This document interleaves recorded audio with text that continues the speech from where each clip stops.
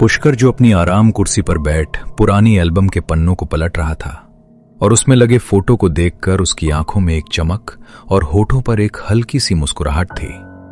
कुछ देर उन फोटो को देखने के बाद वो कमरे में आराम करने चले गए। थोड़ी देर बाद उनकी बेटी महक कॉलेज से घर आई। अपने पिता को कमरे में आराम करते हुए देख उसने उन्हें नहीं जगाया और घर के कामों में लग गई। थोड़ी देर बाद जब उसने सब काम खत्म कर लिया तो वो भी बरामदे में आकर बैठ गई। सामने वही पुरानी एल्बम रखी हुई थी। एल्बम को देख उसके मन में उसे देखने की इच्छा हुई। उसने एल्बम के पन्नों को पलटकर पुरानी बहुत सी तस्वीरें देखी। वो एल्बम को बंद ही करने वाली थी कि तभी उसके मन में एक ख्याल आया और उसने वापस एल्बम को देखना चालू किया। एल्बम के पन्नों को पलटते हुए उसके चेहरे पर एक बेचैनी साफ साफ दिख रही थी, जैसे वो किसी चीज को ढूंढ रही हो जो उसे मिल नहीं रही थी। उसने एल्बम बंद की और घबराते हुए बरामदे में चक्कर लगाने लगी। थोड़ी देर बाद उसके पिता उठकर आए। अरे महक बेटी, तुम कॉलेज से कब आई? महक का जैसे अपने पिता की बातों की तरफ कोई ध्यान ही नहीं था। वो बस लगातार नाखून चबाती हुई इधर से उधर और उधर से इधर चलती हुई जा रही थी। क्या हुआ बेटी, तुम इतनी घबराई हुई क्यों लग रही हो? कोई बात है क्या? पापा आप कब आए? जब तुम्हारा ध्यान कहीं और था। क्या हुआ, कोई परेशानी है क्या? पापा, मेरे मन में एक सवाल मुझे बार बार परेशान कर रहा है, जिसकी तरफ मैंने आज तक कभी ध्यान नहीं दिया। पर आज आपकी पुरानी एल्बम देखते समय मैंने उस बात पर गौर किया। आपने मुझे कहा था मैं 2 साल की थी, तभी माँ इस दुनिया को छोड़कर चली गई थी। पर माँ के साथ मेरी एक भी तस्वीर नहीं है और ना ही आप दोनों की कोई तस्वीर है। बचपन से ही मैंने दादी, बुआ, चाचा सबको देखा, पर कभी मैंने नानी, मौसी, मामा इन सब के बारे में कुछ भी नहीं सुना। अगर मेरी माँ नहीं है तो क्या उनका परिवार भी नहीं है? आज तक आपने उनमें से किसी के बारे में मुझे कुछ नहीं बताया। पापा, मुझे जानना है कि मेरी माँ कैसी दिखती थी। महक की बातों को सुन पुष्कर कुछ चिंतित हो गया। घबराहट उसके माथे पर साफ साफ नजर आ रही थी, पर उसने अपनी बेटी के किसी भी सवाल का कोई जवाब नहीं दिया और बिना कुछ कहे घर से बाहर चला गया। कई घंटे बीत गए। महक ने अपने पिता को कई बार कॉल किया, पर उसके पिता फोन नहीं उठा रहे थे। पूरा दिन निकल गया और रात होने को आई। घर पर चिंता से महक का हाल बेहाल होने लगा। ये क्या किया मैंने? कहीं मेरी बातों का पापा को बुरा तो नहीं लगा? पता नहीं कहाँ है, वो फोन भी नहीं उठा रहे। चिंता से पूजा का गला सूखे जा रहा था कि तभी उसके पिता घर आ जाते हैं। आप कहाँ चले गए थे? मैं कितना परेशान हो गई थी। कब से आपको कॉल कर रही हूँ, पर आप फोन भी नहीं उठा रहे थे। चलो आओ, तुम्हें कुछ बताना है। 8 से 25 साल पहले गर्मियों की छुट्टी में मैं अक्सर अपने ननिहाल जाया करता था। मेरी नानी के घर से थोड़ी दूर एक तालाब था। वहाँ चारों तरफ हरे भरे पेड़, ठंडी हवा और वातावरण में एक अजीब सा सुकून होता था। इसीलिए अक्सर मैं वहाँ जाकर बैठा करता था। वहीं तुम्हारी माँ रागिनी मुझे मिला करती थी। तुम्हें पता है पुष्कर, पूरे साल मैं बस इसी महीने का इंतजार करती रहती हूँ। तुम कब आओगे और हम कब कुछ हसीन पल एक दूसरे के साथ बिताएंगे। हाँ, मैं भी तो हर साल तुमसे मिलने के लिए गांव आता हूँ। तुम मुझे अपने साथ शहर ले चलो ना। अब तो तुम्हारी पढ़ाई भी खत्म हो चुकी है। अगर हम शादी कर लें तो हमेशा के लिए साथ हो जाएंगे। वो रागिनी, मैं अभी तुमसे शादी नहीं कर सकता। मैं हम दोनों के फ्यूचर के लिए अब्रॉड जाना चाहता हूँ। मेरी लाइफ के कुछ एम्बिशंस हैं जो मुझे पूरे करने हैं। अगर मैं अभी शादी कर लूंगा तो करियर पर फोकस नहीं कर पाऊंगा। ये क्या बोल रहे हो तुम पुष्कर? तुम्हें पता है ना मेरी माँ बीमार रहती है। उनका और मेरा एक दूसरे के अलावा इस दुनिया में कोई भी नहीं है। वो अक्सर बीमार रहती हैं। इसीलिए जल्द से जल्द वो मेरी शादी कर देना चाहती हैं। और अब तुम कह रहे हो कि तुम्हें और भी कुछ साल चाहिए। मेरी बात को समझो रागिनी, मैं अगर तुमसे शादी कर भी लूं तो तुम्हें खुश नहीं रख पाऊंगा। मेरे सपने अगर खत्म हो गए तो मैं भी टूट जाऊंगा। ठीक है पुष्कर, तुम जाओ। मैं तुम्हारा हमेशा यही इंतजार करूंगी। थैंक्स रागिनी, मुझे पता था तुम मेरा साथ जरूर दोगी। उसके बाद मैं कुछ सालों के लिए विदेश चला गया और वहाँ मैंने कई सालों तक पढ़ाई की। इस बीच एक दिन खबर मिली कि रागिनी की शादी हो चुकी है। यह बात सुनकर मुझे बहुत तकलीफ हुई। पर उस समय मैंने हमारे प्यार की जगह करियर को इम्पोर्टेंस देकर बहुत बड़ी गलती की। इसी तरह 2 साल बीत गए। रागिनी, कहाँ हो रागिनी? सामने आओ। रागिनी। रागिनी कमरे में खड़ी थी। वो चांद की ओर खिड़की से देख रही थी। मुझे माफ कर दो रागिनी, मैं अपना प्यार नहीं निभा सका। एक गलती ने मेरी जिंदगी बर्बाद कर दी पुष्कर। रागिनी ने बड़ी डरावनी तरीके से ये बात कही और पुष्कर की ओर देखकर कहा, देखो तुम्हारी वजह से क्या हालत हो गई मेरी। रागिनी का चेहरा पूरा सड़ चुका था। उसकी आंखों की जगह काले गड्ढे थे। वो बहुत ही डरावनी और भयानक दिख रही थी। रागिनी को इस तरह देख पुष्कर डर से थर-थर कांपने लगा। तुम ही मेरी इस हालत के जिम्मेदार हो पुष्कर। नहीं नहीं नहीं। तभी एक जोर की चीख के साथ पुष्कर की आंख खुल गई। क्या क्या क्या ये बस एक सपना था? कहीं रागिनी किसी मुसीबत में तो नहीं?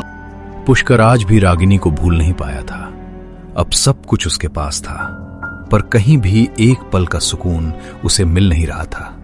इसीलिए मन की शांति के लिए वो वापस नानी के गांव आए, ताकि रागिनी से एक बार अपनी गुनाहों की माफी मांग सके। गांव आकर वो उसी तालाब के पास गया।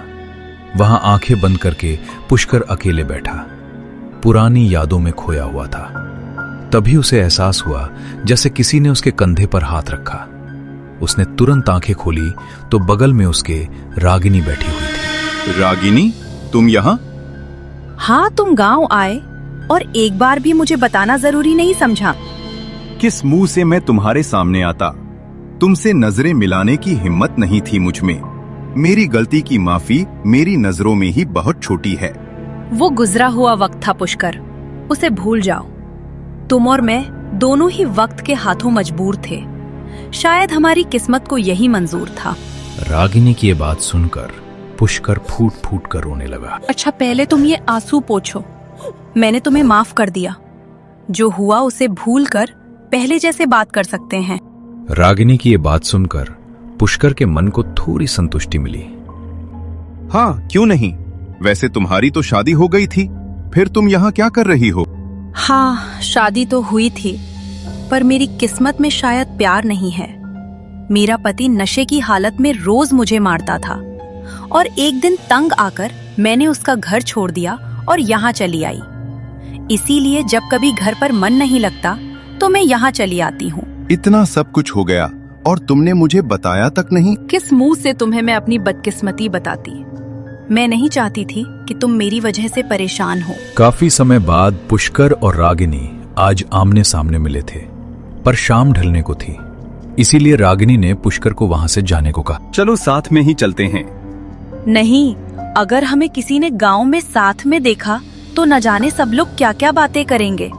ऐसा करो, तुम जाओ, उसके बाद मैं भी चली जाऊंगी। ठीक है, मैं चला जाऊंगा, पर तुम कल भी यहाँ मुझसे मिलने आओगी ना? हाँ, अभी तो तुमसे बहुत सी बातें करनी है, पर अभी तुम जाओ, कहीं अंधेरा ना हो जाए। रागिनी की बात मानकर पुष्कर वहां से जाने लगा। उसने 2 कदम आगे बढ़ाए ही थे कि वो पीछे मुड़ा, पर सामने कोई भी नहीं था। उसे कुछ समझ नहीं आया कि इतनी जल्दी आखिर रागिनी कहाँ चली गई, पर उसने उस बात पर ज्यादा ध्यान नहीं दिया और अपने घर की ओर चला गया। वो घर पहुंचा ही था कि उसका दोस्त रघु उससे मिलने आया। और भाई पुष्कर, बड़े आदमी हो गए तुम तो, पुराने दोस्तों को भूल ही गए। अरे यार, तू तो मत कर कम से कम ऐसी बात। तुझे ही थोड़ी देर में कॉल करने वाला था मैं। ठीक है, चलो और बता, इस बार गांव कैसे आना हुआ?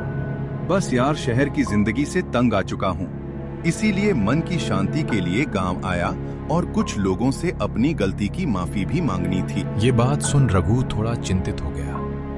कहीं तुम्हारा मतलब रागिनी से तो नहीं?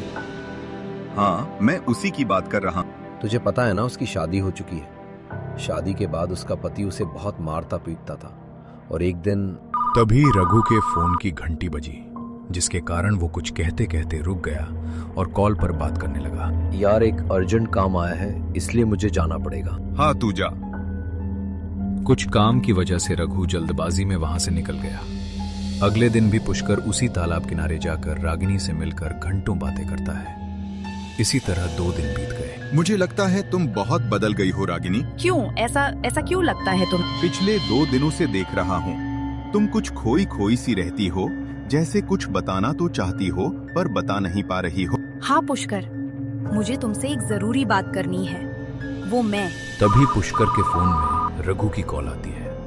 2 मिनट रुको, मैं भी बात करके आया। हाँ रघु बोल यार। उस दिन तो हमारी बात ही नहीं हो पाई, पर मैंने सोचा तुझे आज बता दूं। तुझे ये तो पता होगा कि तेरे यहाँ से जाने के बाद रागिनी की शादी हो गई थी, पर जिस लड़के से उसकी शादी हुई थी वो बहुत बुरा इंसान था। रोज उसे मारता पीटता था, और एक दिन इसी कारण रागिनी की मौत हो गई यार। अबे तू क्या बोल रहा है? रागिनी की मौत हो चुकी है, पर रागिनी तो मेरे साथ है। ऐसा कहकर जैसे ही पुष्कर ने पीछे मुड़कर देखा तो वहां कोई नहीं था। ये क्या बोल रहा है यार तू? रागिनी को मरे 1 साल बीत चुका है। तू चाहे तो उसके घर जाकर भी देख सकता है। ये बात सुनकर मानो पुष्कर के होश उड़ गए। वो हड़बड़ाते हुए रागिनी के घर जाता है, जहां रागिनी की माँ हाथों में एक छोटी सी बच्ची को लिए सुला रही थी। उस बूढ़ी महिला की आंखों से आंसू छलकने लगे। तभी पुष्कर की नजर दीवार पर गई, जहां रागिनी की तस्वीर पर हार चढ़ा हुआ था। ये देख मानो उसके होश उड़ गए। उसे कुछ समझ नहीं आ रहा था कि क्या सच है और क्या झूठ है। थोड़ी देर पहले तो रागिनी उसके साथ थी, पर कुछ ही देर में जो हुआ उस पर भरोसा करना उसके लिए बहुत ही मुश्किल हो रहा था। तभी बूढ़ी काकी ने उस छोटी बच्ची को पुष्कर के हाथों में दिया और कहा, बेटा, ये रागिनी की अमानत। रागिनी ने कहा था जब तुम आओ तो तुम्हें उसकी बेटी और ये चिट्ठी दे दूं। पुष्कर ने वो चिट्ठी पढ़ी। पुष्कर, मुझे विश्वास है कि एक ना एक दिन तुम जरूर मुझे ढूंढते हुए मेरे घर आओगे, पर तब तक शायद मैं ना रहूं। मेरी बेटी बहुत छोटी है, पर मेरे पास समय बहुत कम है। मेरी माँ भी बूढ़ी हो चुकी है और मेरे जाने के बाद वो मेरी बेटी को अकेले नहीं संभाल पाएंगी। इसीलिए मेरी आखिरी उम्मीद तुम ही से है। मैं नहीं चाहती जो सब मेरे साथ हुआ वही मेरी बेटी भी झेले। मेरी तुमसे एक आखिरी गुजारिश है, तुम मेरी बेटी को यहाँ से ले जाकर अपने पास रखना और उसे एक बेहतर जिंदगी देना। जब कभी भी तुम्हें मेरी याद आए तो मेरी बेटी को गले लगा लेना। तुम्हारी रागिनी। ये सारी बातें सुन पूजा की आंखों से आंसू बहने लगे। बेटी, मैंने ये सब तुमसे आज तक इसलिए नहीं बताया क्योंकि मेरा दिल हमेशा डरता था कहीं तुम मुझसे नफरत न करने लग जाओ। मैं तो उसी दिन खत्म हो गया था जिस दिन मुझे रागिनी के जाने का पता लगा था, पर जब से तुम्हें गोद में लिया उस दिन से रागिनी हमेशा मुझे तुझ में दिखी। ये सब सुन पूजा ने अपने पिता को गले से लगा लिया। पापा, दुनिया में शायद ही किसी ने आप जैसी मोहब्बत की होगी, जिसने कुछ पल के प्यार के सहारे पूरी जिंदगी गुजार दी। दोस्तों, हम अपने चैनल पर बहुत मेहनत से वीडियो बना रहे हैं। हमें आपकी सपोर्ट की बहुत ज़रूरत है। आप लाइक करके और एक छोटा सा ही सही पर कमेंट करके तभी हमारी वीडियो को प्यार मिलेगा और यूट्यूब की तरफ से रीच मिलेगी। तो कृपया करके एक लाइक और एक छोटा सा ही सही पर कमेंट कर दीजिए। धन्यवाद।